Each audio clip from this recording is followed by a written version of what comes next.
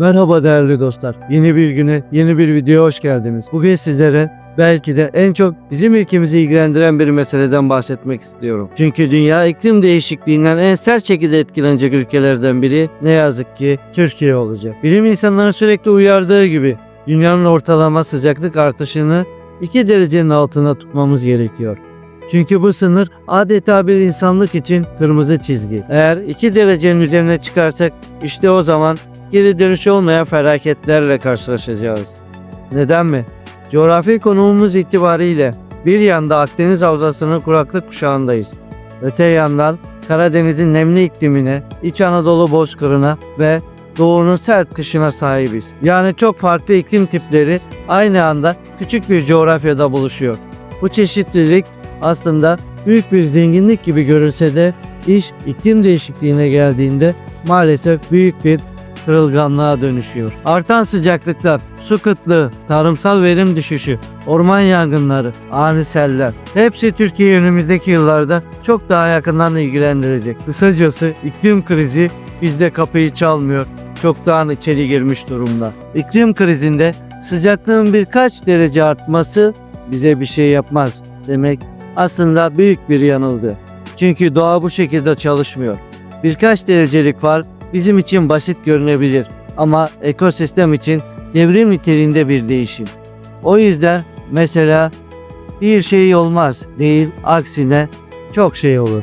Peki neler mi olur? Kuraklık ve su kıtlığı, orman yangınlarının artışı, ani seller ve aşırı yağışlar, tarımsal verim kaybı ve gıda krizi, deniz seviyelerinin yükselmesi, ekonomi ve toplum üzerindeki etkiler. Şimdi bunları tek tek gözümüzde canlandıralım.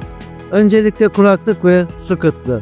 Türkiye zaten yarı kurak bir bölgede yer alıyor. Yağışların azalmasıyla birlikte barajlarımızda su seviyesi hızla düşüyor. Konya Ovası'na açılan devasa obrukları hatırlayın. Yeraltı sularının aşırı çekilmesi ve iklim değişikliğinin etkileriyle birleştiğinde toprağın altı boşalıyor. Göllerimiz kurumaya başlıyor. Tuz Gölü'nün son yıllarda nasıl küçüldüğünü hepimiz gördük. Çiftçiler ürünlerini sulayacak su bulamıyor. Ekinler tarlada yanıyor. Su olmayınca hayat da olmuyor. Bu sadece tarımı değil, soframızı da en temel yiyecekleri bile etkiliyor. Yani mesele uzak bir ihtimal değil. Tam anlamıyla ekmeğimizin küçülmesi demek. Ardından orman yangınlarının artışı geliyor. Sıcaklıkların birkaç derece artması demek toprağın ve bitkinin daha kuru hale gelmesi, ormanların çok kolay tutuşması demek. Eskiden 10 yılda bir gördüğümüz büyük yangınları artık neredeyse her yaz yaşıyoruz. Hepimizin yüreğini yakan o görüntüleri hatırlayın. Ege'de, Akdeniz'de günlerce süren yangınlar, köylerin boşaltılması, hayvanların ve orman canlıların yok oluşu. İklim değişikliği bu felaketlerin artık olağan hale gelmesine neden oluyor. Her yanan ağaç aslında bizim geleceğimizden çalınan bir nefes oluyor. Ama mesele sadece kuraklık ve yangın değil. İklim değişikliği aynı zamanda ani selleri ve aşırı yağışları da beraberinde getiriyor. Karadeniz'de, Marmara'da bir günde yağan yağmur neredeyse bir ayın toplamını buluyor. Altyapımız bu kadar suyu kaldıracak şekilde yapılmadığı için sokaklar bir anda dereye dönüşüyor. Evler sular altında kalıyor. İnsanlar hayatlarını kaybediyor, mallarını yitiriyor. Bir tarafta kuraklık, öte tarafta sel. İşte iklim krizinin en çarpıcı yanı da bu çelişkili tablo. Tarımsal verim kaybı da en büyük sorunlardan biri. Toprak ısınıyor, nem kayboluyor. Verim düşüyor. Buğday, arpa, mısır gibi temel ürünlerde büyük kayıplar yaşanıyor. Çiftçi üretemeyince pazarda fiyatlar artıyor. Soframızda domates, biber, ayçiçek yağı dahi pahalıya almak zorunda kalıyoruz. Yani iklim değişikliği yalnızca doğayı değil, doğrudan mutfağımıza dokunuyor. Ve daha kötüsü deniz seviyesinin yükselmesiyle kıyılarımız artık tehlike altında.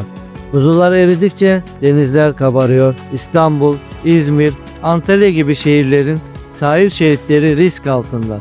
Sadece tatil bölgeleri değil, tarım yapılan kıyı ovaları da tuzlu suyla dolacak. Bu da hem ekonomimizi hem de gıda güvenliğimizi etkileyecek. Son olarak bütün bu etkiler yalnızca doğayı değil, ekonomimizi ve toplumsal düzenimizi de sarsıyor. Su azalırsa, gıda azalırsa fiyatlar artar.